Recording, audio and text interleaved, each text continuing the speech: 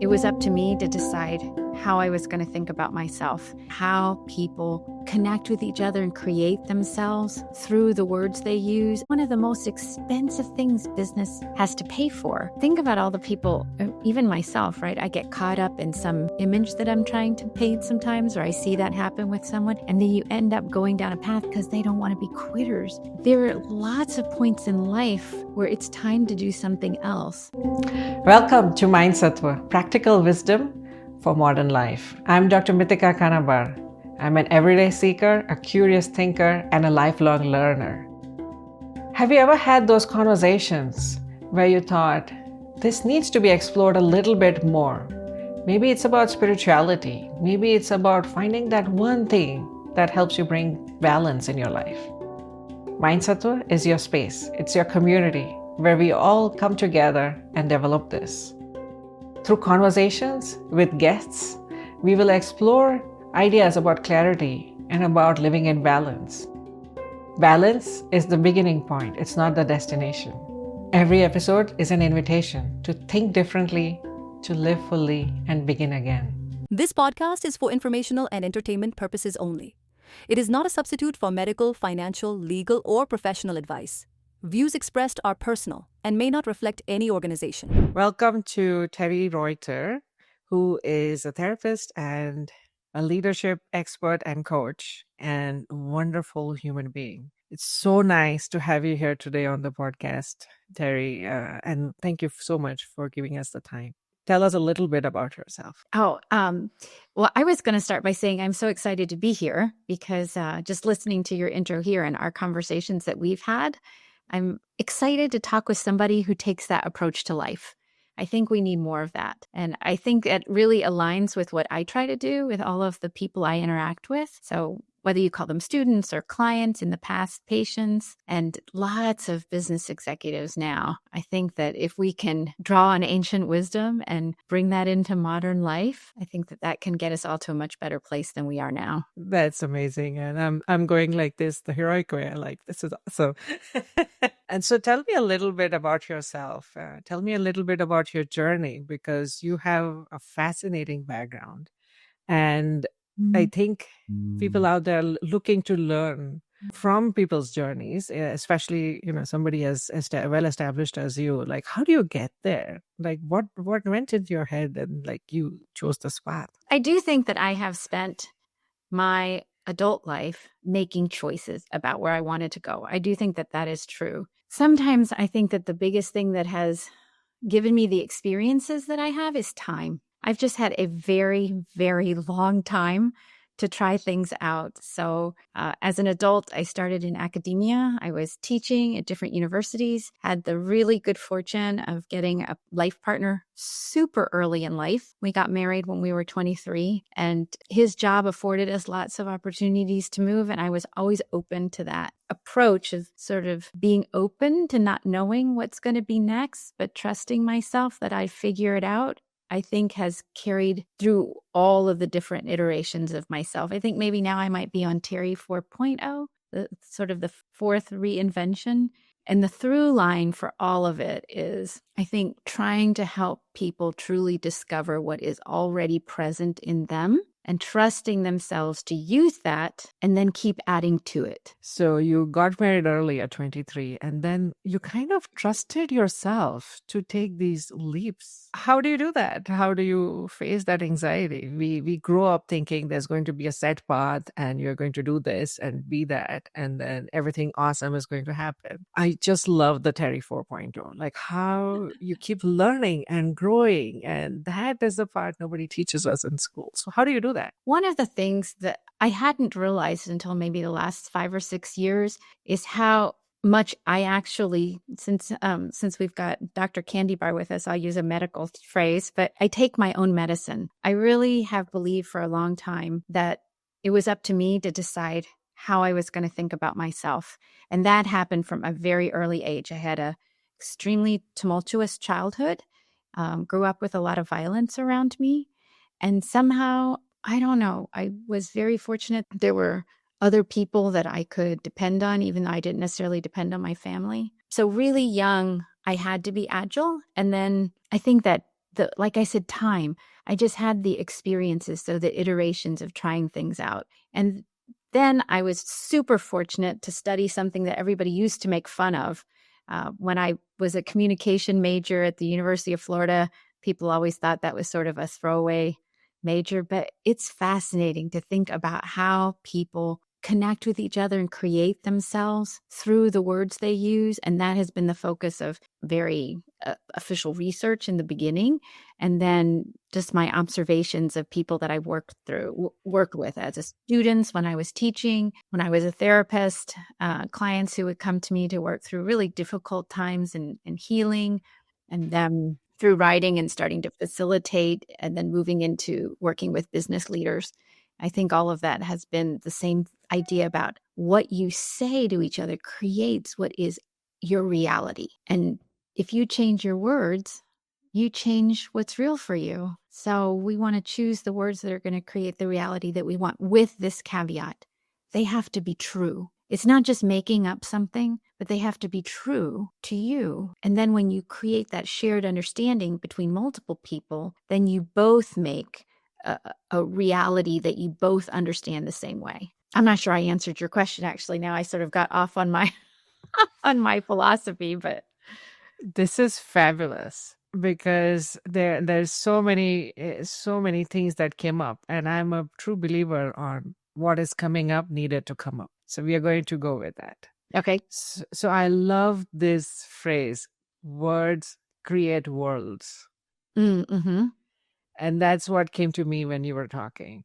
And that your words create reality if they're anchored in that one important thing called truth. I know we have talked about this before, right? That how I see it from the Eastern perspective of things. Would you be open for me to share that right now? Oh, please. So, from a yoga perspective, right, there are two aspects. There's Purusha and Prakriti. Purusha as in self, and Prakriti as an environment. So everything, whether it's our struggle or our happiness, is a dance between these two things, self and environment. That really resonates almost completely with what you just said. Words create worlds, because you are creating your reality as you speak. Uh-huh.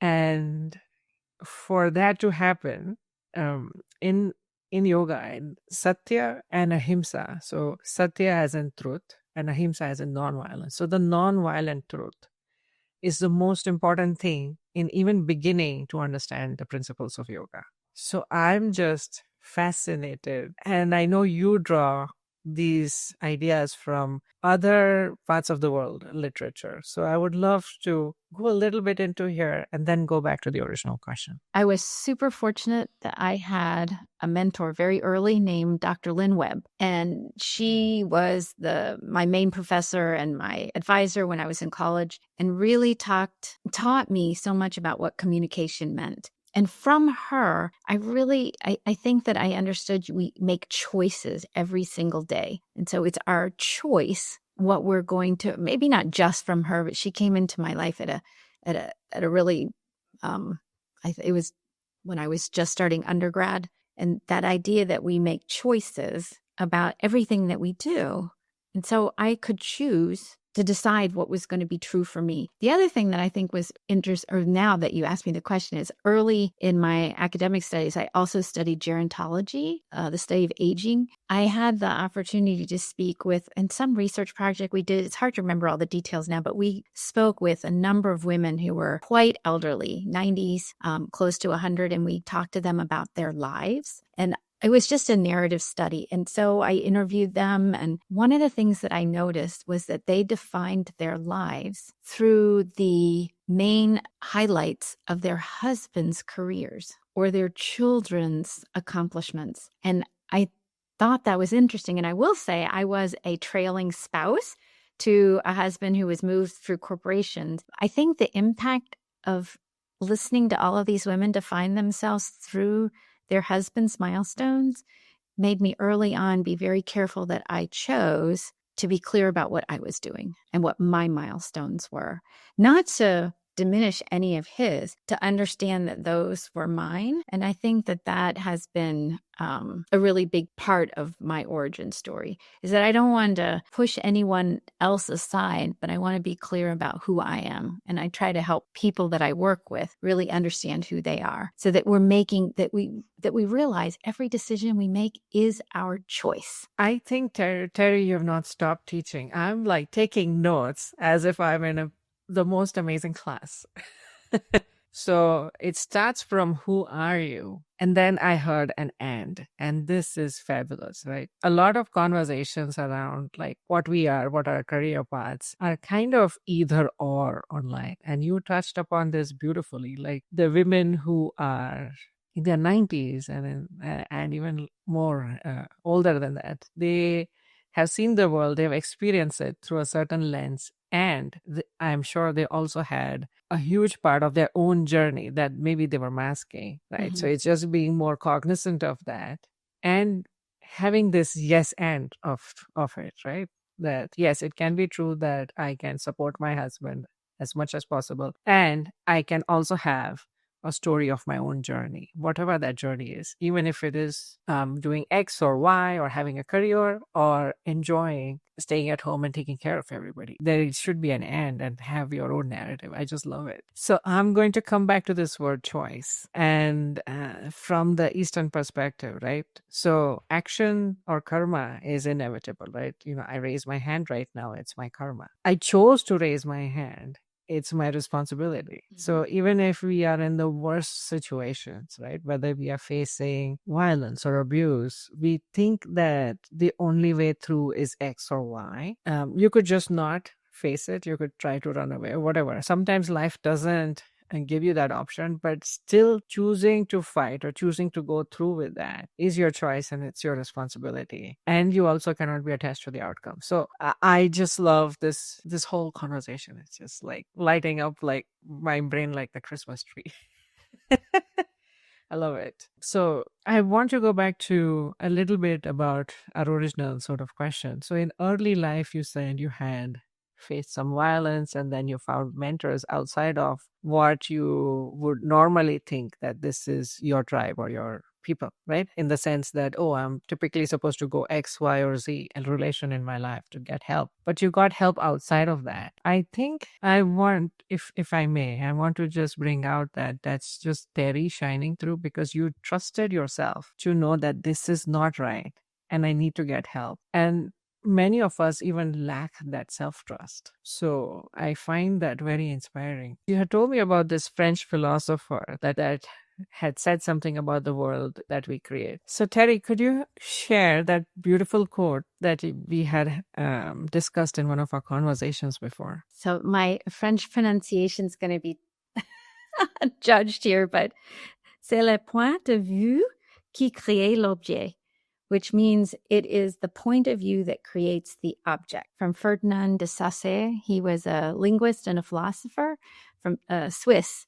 And that idea comes to me. It's the idea of what words we choose, the point of view we bring creates the object, if we go exactly word for word here. And then that object is what we anchor on as part of our reality. And if you just think of maybe a constructivist approach, right, to communication, that we, through our words, construct, and then through that conversation, you and I have to come to an agreed upon understanding. I mean, have you ever had a meeting or maybe at work or a conversation like you with one of your patients and you finish up and you feel really good about it?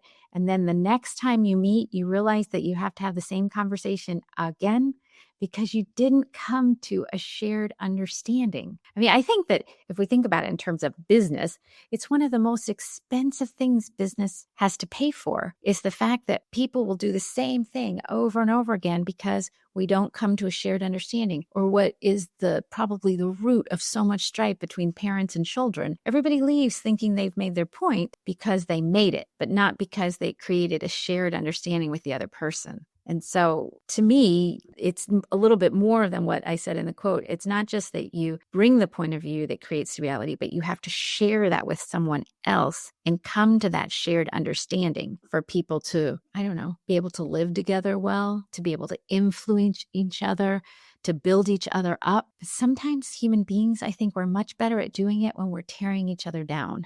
And that is what I really work toward, trying to get people to realize that we can cycle up, but if we're not careful, you'll just cycle down. Fascinating. So every moment, like you said, is a choice. And we need to see where the trajectory is likely going. Nobody can predict where it's going, but at least have the intention to cycle up. Another influence on me is the work of Viktor Frankl. It's the idea that you may have an automatic reaction to something, you feel it, but how you process that and what meaning you decide to take from it is no one's choice but your own. And so if you can stay true to yourself and make the choices, communicate the choices, then I think you become a much more authentic person to the people around you, which then creates more virtuous cycle. I mean, think about all the people, even myself, right? I get caught up in some image that I'm trying to paint sometimes, or I see that happen with someone, and then you end up going down a path, but you keep reiterating that, and that becomes not an authentic version of you, but a part you have to play. That's so beautiful.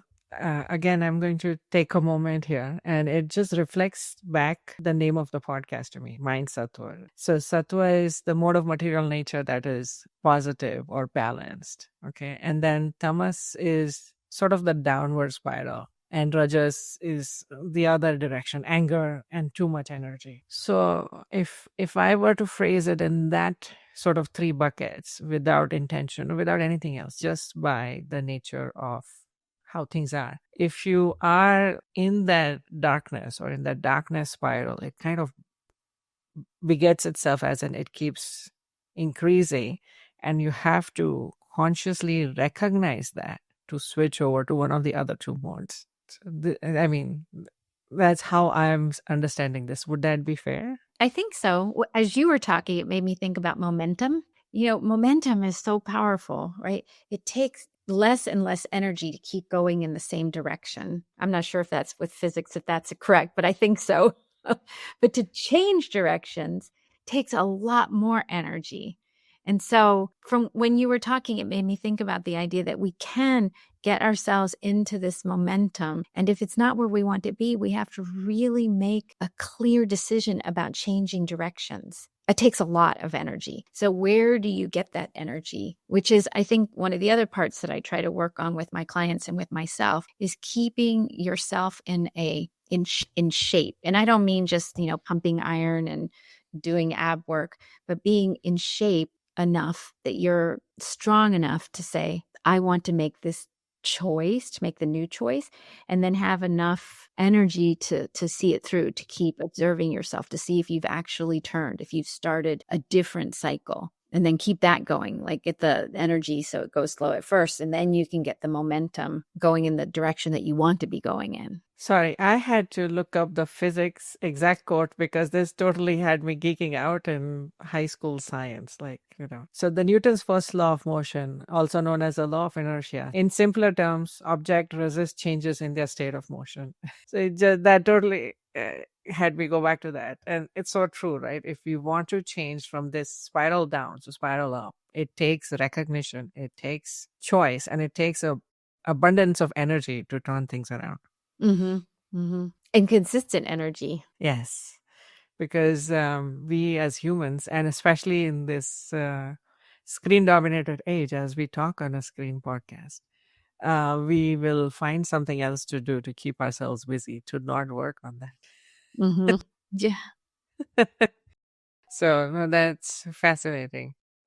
Could you tell us more about your journey from communications to therapy to consulting? I think one of the things that I've been quite effective at across my life is continuing to do things that I enjoy, that I like, even sometimes that I see value in. I don't always have to be having fun, but I see value in. And when something for me runs its course, I think I'm also pretty good at stopping. So I try to help people understand the difference between quitting something and stopping. And I think a lot of times people feel guilty because they don't want to be quitters. There are lots of points in life where it's time to do something else. And so it's time to stop. I had been in education for a very long time, teaching undergrads, and I really thought I loved that work. And then I went back to school and became a therapist, and I really thought I loved that work.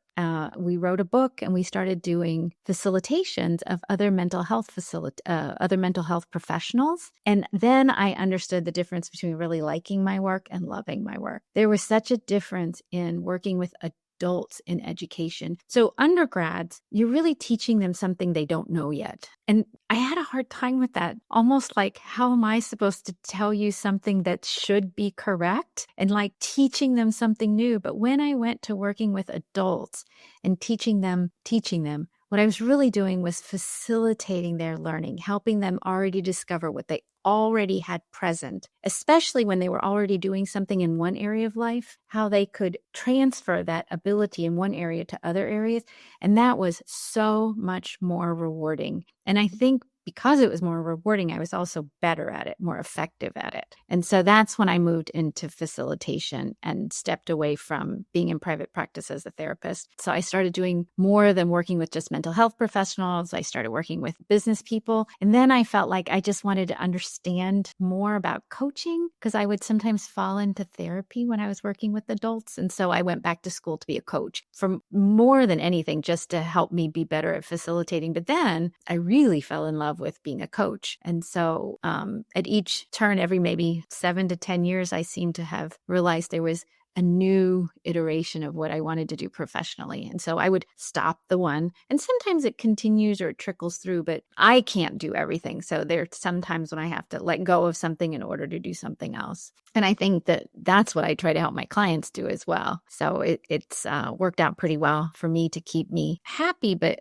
satisfied, really satisfied with the way I spend my time. So I'm hearing a couple of themes here, and let me know if any of this resonates. So part of it is sort of your spiritual journey, right? Like there is something that you add value and you get value from. And when that sort of stops either adding value or giving value back to you, you have to pivot, because now you're ready for the next stage of life.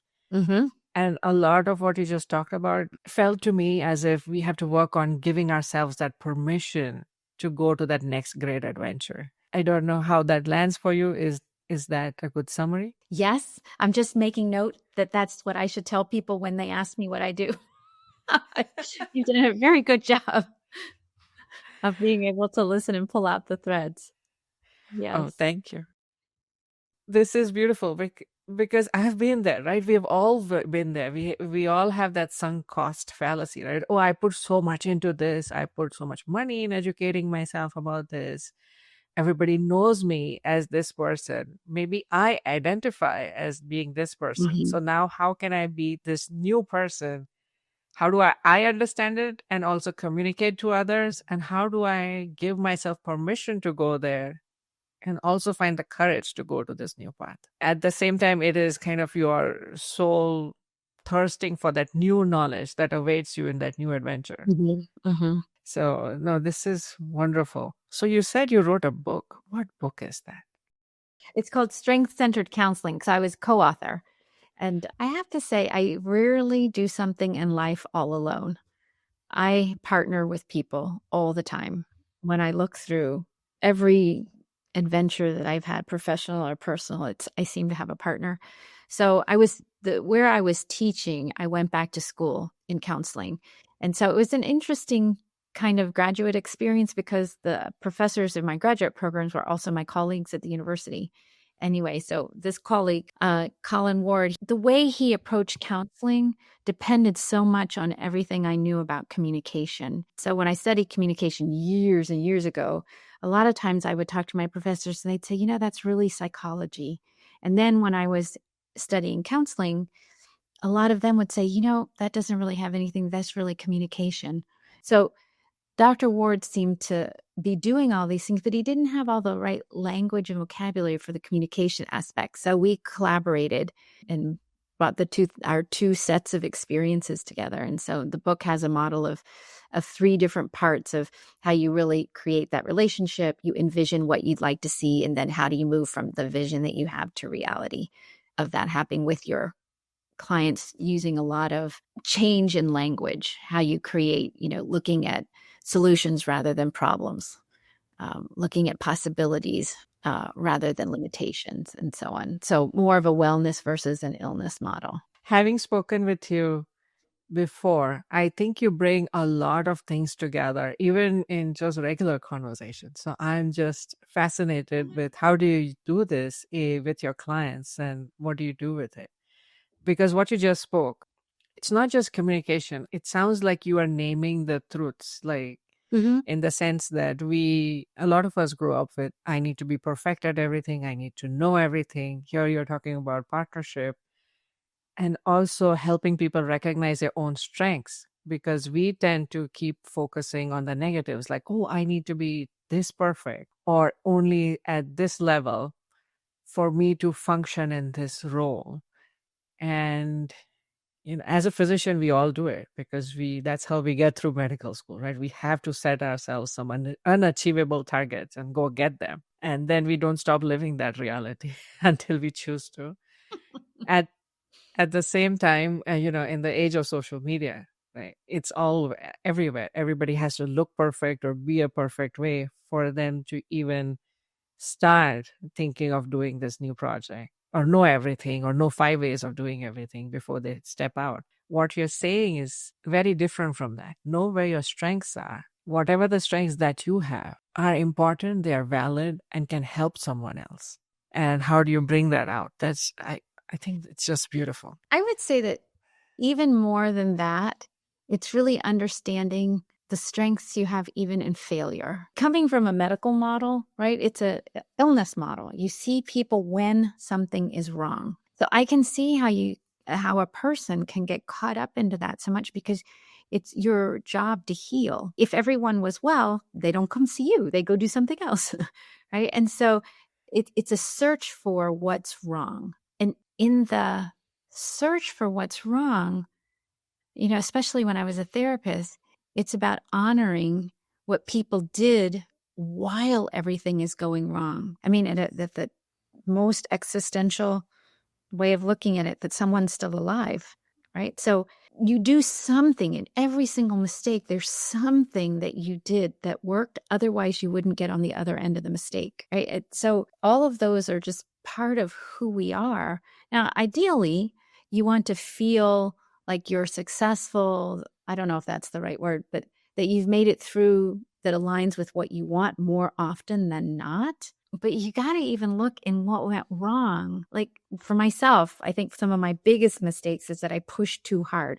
Like I just keep going. I don't stop. And that can cause me as much trouble as it fuels me being able to change my cycles. But to honor the determination, even in mistake making, is something that I do want to grab onto. I'm determined. Now, I can choose maybe to pull that. If I'm aware, then when I feel that coming up in me, to say, okay, this time I'm going to learn from how that can get in my way and use it to fuel me. But I think that people just don't honor enough what is already present in them that works. And if we did, we would go around trying less to prove ourselves and spend that energy just being ourselves. I just love it. I think you can write a book on this and I would keep reading. Yes. Don't try to prove yourself too much. Just enjoy being who you are. Can you tell me about your consulting work? So I do a couple of things in my practice. Coaching, executive coaching. Actually, I don't like the word executive coaching. Professional coaching for leader development. I think executive sometimes has a connotation of a particular image in our minds. And then I work with groups of business leaders, very much the same topics that I work with one-on-one, but in groups. And I think that people get something out of both group and one-on-one learning and development. And then I also do some development of programs for my clients. So sometimes it's my own IP. Often I'll work with clients to use IP that they've developed in their organization. I really try to help people fully honor who they are and appreciate who they are so that they have enough strength. people work way too much. We just work too many hours in the day. And so I think the reason that I'm driven to do the work that I do now is that when we're awake, the thing that we do most with our awake hours is work. And people are suffering through their work. They don't like it. They're bogged down. They don't know what to do with themselves. They're always trying to prove themselves. So if I can help people make themselves more efficient, like just to be very blunt, just get what you got to get done faster so you have more time for other things, but also help them make the choices about what they enjoy. I think everybody has to do stuff you don't like. It's what I call the clean the potty theory. Everybody needs to know how to clean their own potty. And so sometimes we just got to do stuff we don't want to do. But we should probably spend more of our time with things that align with what we want to do, that make us feel good. It's not necessarily always dancing around and singing and being happy, but feeling good and being satisfied. So I think that's what I consult on. I often say that I try to help people be better bosses so that they influence so many other people, that the people then they influence are more satisfied, they're more developed, and then the people they influence and so on. So this is a nice look into leadership training or leadership consulting, because for the rest of us who don't get that kind of consulting, it seems like this magical place that CEOs or whoever of organizations go and get all the guru of the knowledge from. Right. So what does it actually entail? It sounds like you work with people at every stage in their career to hone in on who they are, change paths, or just do better at what they're doing. So do people consult with you over 6 months, over a year? You just do a one day conference with a team? What shape does this take? All of the above. So one of the things that I do, which I think is kind of fun, actually it's the most fun, is what we might call, it's speed coaching. So for some of my programs, people will get a 30-minute or a 45-minute session. And you might say to yourself, can you really do anything in 30 minutes? But I think you can. And so people will come and we'll talk about one issue that they have. And a lot of times I see immediate aha moments in people's eyes, like they'll realize something. And that is a super immediate gratification that I've crossed paths with somebody and we've influenced each other in this really positive way. Checking in with them over months later, I find out that a lot of times people, when we were talking about the body in motion, it's like just a little kick in a different direction. So maybe it doesn't change everything completely, but it'll move somebody from going like this to going like this, just enough. And then on the other end of the spectrum, I work with some more senior executives for up to 2 years. And I have some people that I've worked with over many, many years where we'll have an engagement and then we'll go 6 months or a year, and then some other issue will come up and then we'll re-engage with one another. And then everything in between what you said as well. So how do you do those like day-long retreats or, 2 or 3 days at a time? What do people learn, or how do you visualize them? So I would say the topics that I cover in any kind of retreat has to do with leadership development. I mean, sometimes we do some skills work, like sometimes we'll do storytelling workshops, or we'll do how to delegate and how to, have expectations conversations. But more, probably the majority of the work I do is helping leaders, you might call the shorthand, develop their emotional intelligence. That it's a lot about them doing that first piece of really understanding themselves, that they need to understand what are their motivations and drivers, what kind of purpose do they have. And so we try to create that space for them to explore themselves so that they can start to grab onto who they are and have more intention about what they're going to do. So, when I work with a company, they want to have a name for it. Very seldom does somebody say, yeah, we just want to give our leaders 3 days to just self-explore. So we have a lot of names, the different colleagues that work with me. So we might do branding exercises, but branding stems from people really understanding what their purpose is, how they put their purpose in line so that they can start to communicate that in a way that gives them a reputation. So maybe the work that I do is creating this space of self-exploration and then creating names that I can socialize with companies so that they give their employees the experience of doing that.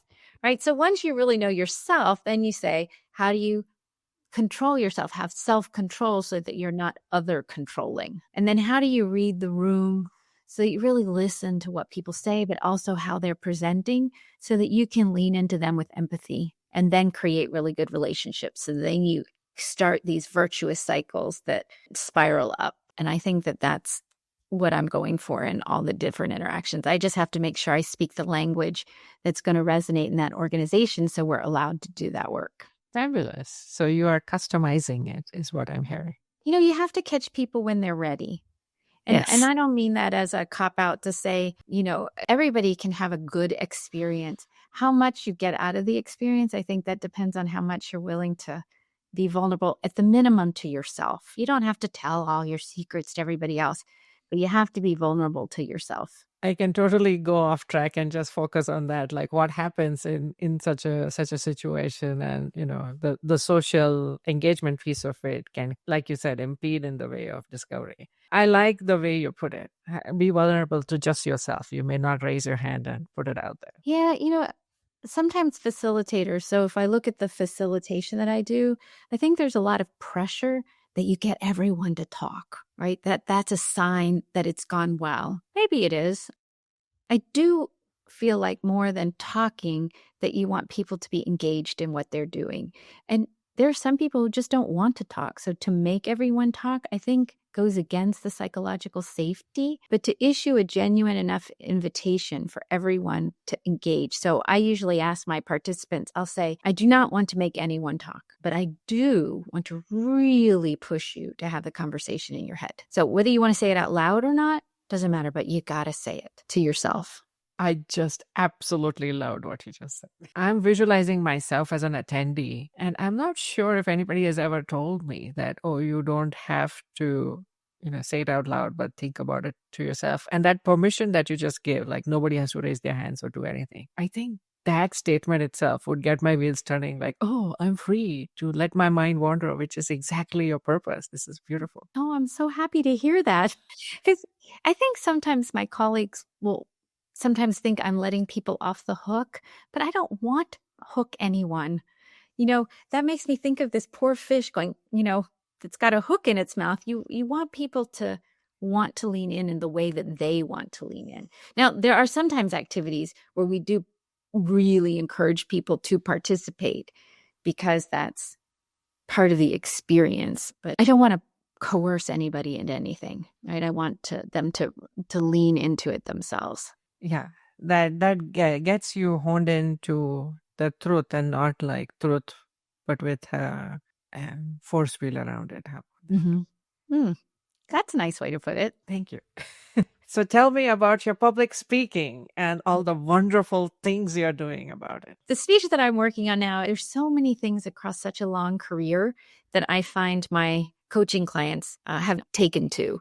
And so I've narrowed it down to just this idea that words create your reality. So you have to choose the right words for you. And when you choose the right words, you can get yourself into this positive spiral of really accepting what is already present in you, acknowledging the potential that you have, right? And then trusting yourself to go with the unknown. So the speech is about understanding where you are in a cycle of automatic self-doubt and what you can do to change that cycle, to change that momentum to one of automatic self-acceptance. And it's not about becoming arrogant. You want to avoid that, but truly honoring what you've done and trust that you can move forward in an effective way and bring to bear your experiences and your abilities in the unknown so that you can communicate to that other people. And if we bring it back to leadership, leaders need to get out of their own way and then train their people to be able to describe their potential. So much of what happens when you're being promoted is understanding what someone's potential is. And we depend on leaders to look at someone else and say, this is their potential. And that has a lot of problems in it, that the leader themselves may not be able to do that they can't see the authentic person in front of them. So it's about really empowering people to be able to describe their own potential. And then for the leaders to be strong enough to believe them so that we can create a virtuous cycle, I think, in business organizations. That is profound. I hope I so. think I think it's going to take me a while to incorporate this knowledge. And so does everybody. So that's why it comes from your decades of experience doing this work, right? Your speech. And I can see that because even one of the things that you talked about right now, even one in the brief description of your talk, it takes you at least a few months to be natural at incorporating this view in your life. So that's beautiful. And the way you expressed it, it was like, it gets me back again to the name of the podcast, right? MindSattva. So the understanding of the three modes of material nature, right? The red, the dark, and the yellow. It's not that, one is good or one is bad. It's just that they are. It's sort of a radical acceptance that I have all of these facets of my personality and I accept them. I accept myself. I be in this place of goodwill, of equipoise, and then I start my journey forward. And I certainly would love to hear your talk. I'm on the edge of my seat. Like, I want to discover this. This is amazing. All right, Teri, I think we can keep talking and everything coming from you is so wise. And I'm like just taking notes. I want to sign up for this class that you're giving.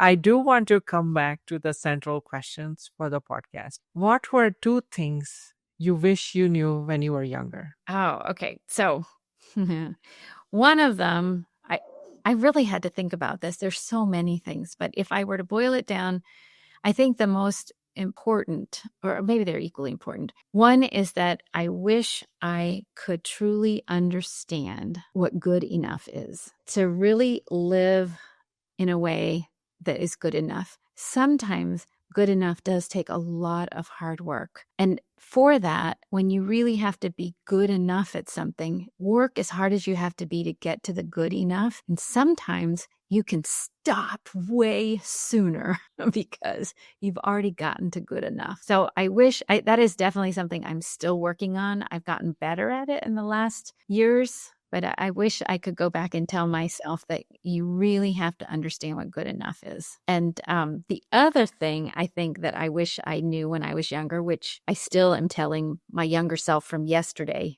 younger, is that the most important communication behavior is listening to fully understand who's talking. So that it's not listening so that I can say what I'm going to say next, but really listening to understand the other person. And I struggle with that still. But those are two things that I wish I knew better earlier. They are beautiful. And I think we need a follow-up episode on just good enough. I mean, seriously. The perfectionism that we all grew up with It's debilitating. Absolutely. All right. Let's go to the next signature question. This is my favorite one. What are two things that bring balance in life? Easily doable things. Okay. Well, now you said easily doable. That changes a little bit, but maybe it's easily doable. It's funny because I've heard you talk so much about yoga. I have been a yoga practitioner since I was in my early 20s. And I think that that is one of the things that I really depend on.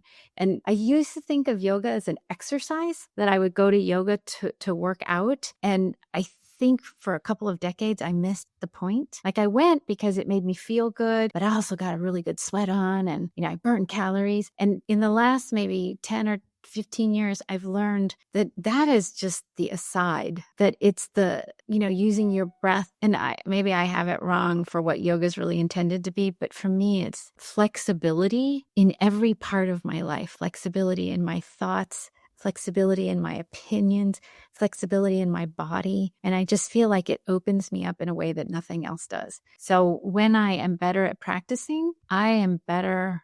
I feel better. Everything works better for me. So to me, that's a huge piece. And it doesn't matter, at least to me, it doesn't matter whether it looks perfect but just the idea of that practice of setting my intention and having that time with myself. And I go up and down with how much time I spend on it, but I think that has been something that's accompanied me for 35 years, I guess. So it's been a long time. And then the second thing, now this is easy to do in terms of time and money, but it's hard for people to do. And that's appreciating your own company. I think people have to appreciate their own company. And if you can't appreciate your own company, it tells you there's some things that you have to work on. Because if you can't like who you are, and not to say that, I mean, I have flaws and there's things I want to work on, but I'm okay with who I am, and I spend time alone. And I'm okay to eat dinner by myself and not have out a book or, my phone. That I think that is something that really gives me balance. And if I just can't stand myself, it tells me I've got work to do. Beautiful. Teri, you spoke about your journey with yoga, and oh my gosh, there are so many ways we can just have a conversation just on that. I do want to kind of bring it back to, is there any spiritual work or spiritual practice or mindfulness practice outside of that you do, or that you would like to share?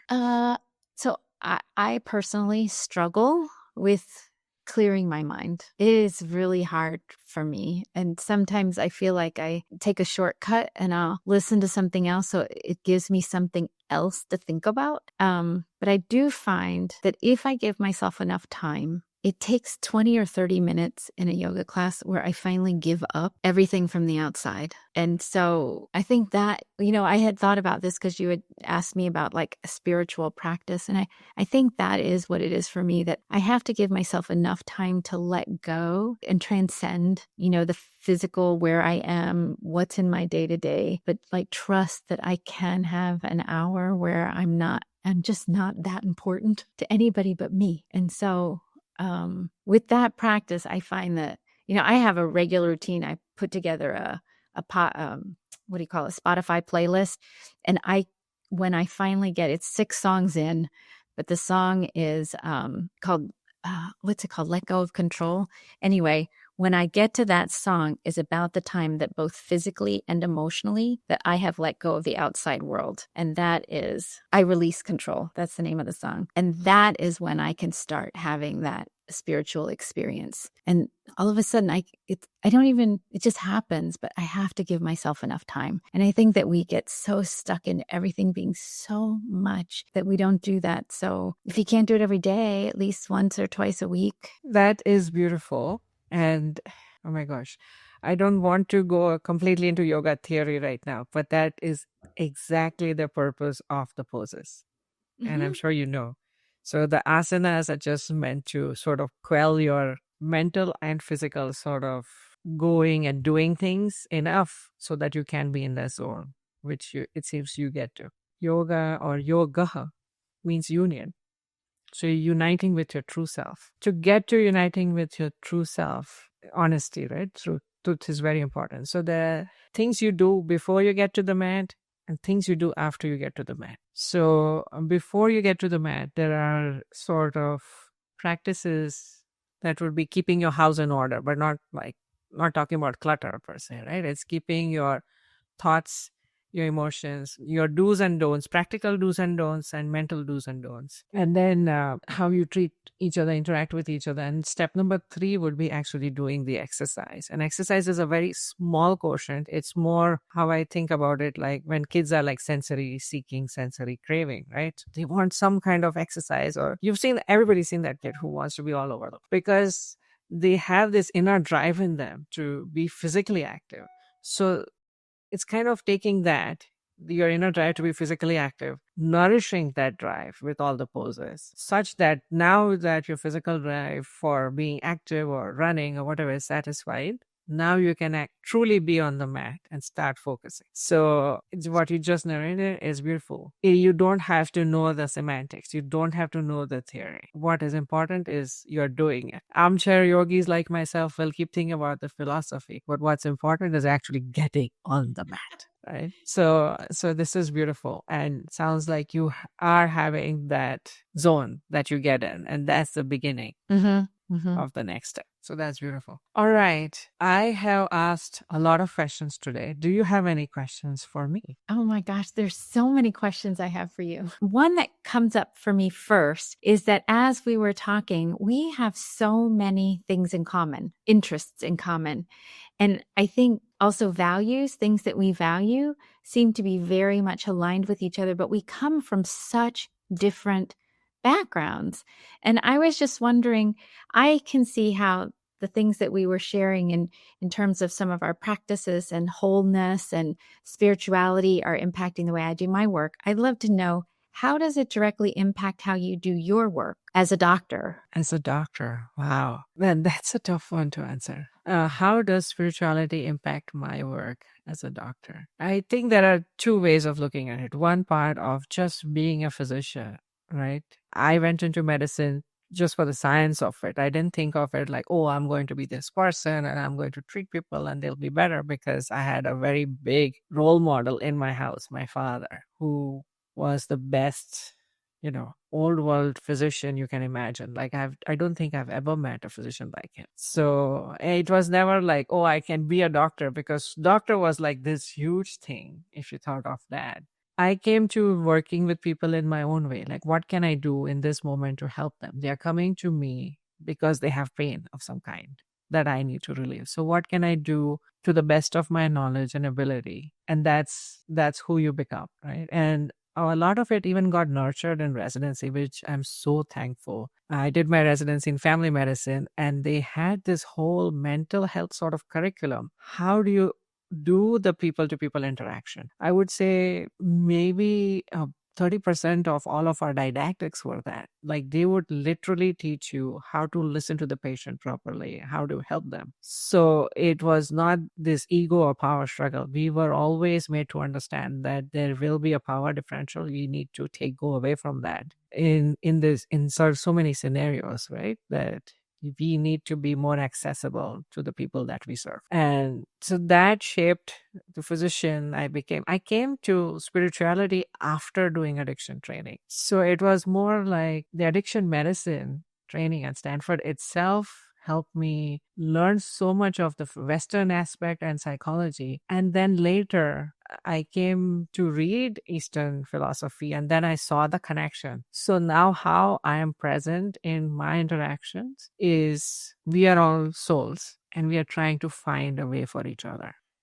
And that I go back to grounding, because we may manifest it in very different ways, right? You will have the normal emotions of happiness, of anger. Maybe you are tired, maybe you're bored, whatever. How do you pace yourself the day before or the morning of, so that the next room you enter, you are present for that soul who's seeking help from you? Wow. Thank you for answering it. That, what I heard you say is that part of it was that you were trained with some of the tools, but later you got the fuel to be able to use them, I think, when you were talking about spirituality. What do you think the medical profession needs in order for that to be the common approach? That doesn't feel like, while I've had some very good doctors, that does not feel to me to be the common approach.